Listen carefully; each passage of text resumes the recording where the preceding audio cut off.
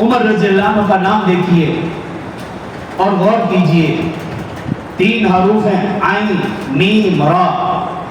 اس کو میں یوں سمجھتا ہوں عمر کے نام میں عین علی سے ہے، سبحان اللہ تو کہتے ہیں۔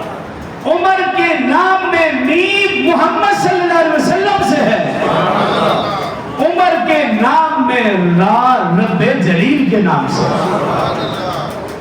دوسرا یوں سمجھیے، عمر علی کا بھی انتخاب، عمر محمد صلی اللہ علیہ وسلم کا بھی انتخاب، عمر خود رب جلیل کا انتخاب۔ علی کا انتخاب کیسے؟ حضرت علی المرتضیٰ رضی اللہ عنہ کی صاحبزادی، آپ کی نور نظر حضرت فاطمہ الزہرا رضی اللہ عنہا کی لخت جگر، رسول اللہ صلی اللہ علیہ وسلم کی نواسی حضرت ام کلثوم رضی اللہ عنہا، جب حضرت علی نے اس کے لیے جس دلہا کا انتخاب کیا اس کا نام عمر کا، یہ علی کا انتخاب ہے۔ رسول اللہ صلی اللہ علیہ وسلم کا انتخاب کیسے؟ فرمایا اللہم اعز الاسلام عمر بن خطاب، اے باری تعالیٰ تو عمر بن خطاب کے ذریعے سے اسلام کو عزت دے۔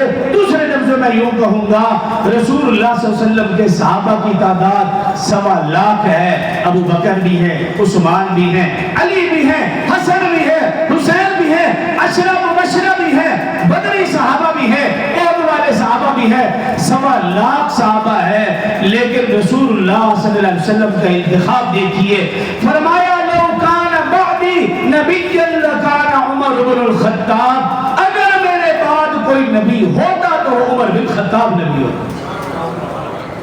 اور رسول اللہ صلی اللہ علیہ وسلم نے فرمایا ما طلعت الشمس من خیر رجل عمر، فرمایا اس کائنات میں عمر سے بہتر سورج نے کوئی آدمی نہیں دیکھا۔ رسول اللہ صلی اللہ علیہ وسلم کے فرمان سنیے تو بے شمار۔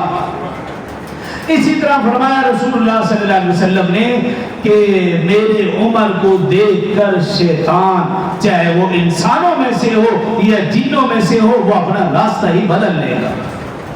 آج بھی آپ دیکھ لیجئے کہ آپ عمر کا نام لیں، سامنے والے شخص کے چہرے کے اثرات بتا دیں گے یہ انسان ہے یا یہ شیطان ہے۔ اور رسول اللہ صلی اللہ علیہ وآلہ وسلم حضرت عمر رضی اللہ عنہ کے متعلق بے شمار جملے کہے، میں آخر کی طرف آتا ہوں، لیکن حضرت عمر رضی اللہ عنہ 10 سال تک حکومت کی، بے شمار فضائل قرآن میں بھی اور حدیث میں بھی، لیکن کیا فرماتے تھے؟